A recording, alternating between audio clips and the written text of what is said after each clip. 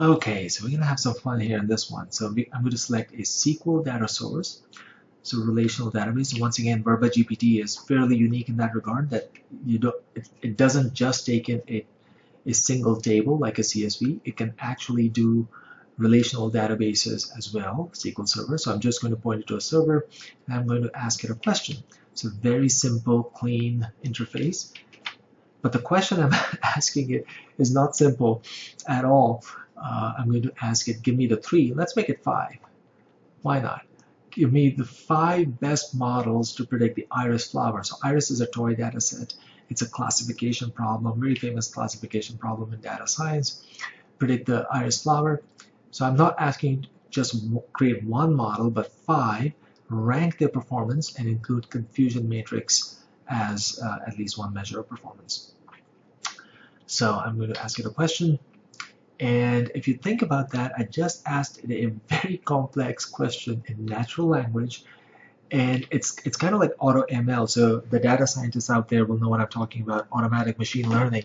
And auto ML, and you can just, with the power of LLMs and a framework and a tool like VerbaGPT, you can harness that power and do anything from creating one model to actually doing your own little auto ML experiment, and use your data set to ask that question and have it write code for you to be able to answer that. So this is just really revolutionary when it comes to the work of data scientists. Now you can do a lot of simple things with VerbaGPT as well. Simple data retrieval, how many invoices are there, what happened on this day with that customer, that sort of thing. You can definitely, if it's in a relational database, you can get that question answered, but you can also do very complicated things like this question I just asked. And here we have the code. So it actually not only produces the code, but it actually goes through and explains how the code works and stuff like that, which is really awesome if you don't know. Let's say you're a beginner in data science and you're just kind of getting your heading in that field. This can be tremendously helpful. And of course you get the code as well, and the code is here and it's editable, so you can actually edit it if you like, or just execute it.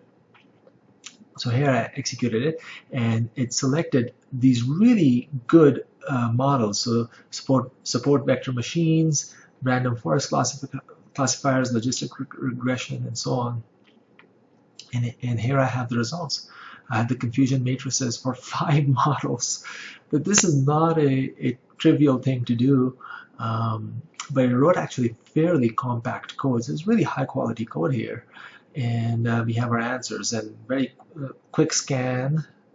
Let's see, the best answers are support vector machine, and a decision tree is also really good, and logistic is also really good. So the diagonal is what I'm looking at in the confusion matrix to see all the examples lie across the diagonal.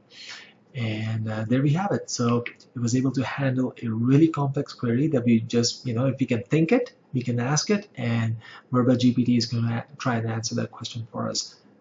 We truly live in amazing times. So thank you for watching. If you like this content, check out more examples in the playlist on YouTube, as well as a lot more information on verbagpt.com. If you'd like to get access to VerbaGPT, you can request it there. We'd love to hear from you. We're really looking for individuals as well as organizations with interesting use cases, so definitely reach out to us. We'd love to hear from you. Once again, thank you for watching, and stay tuned for more.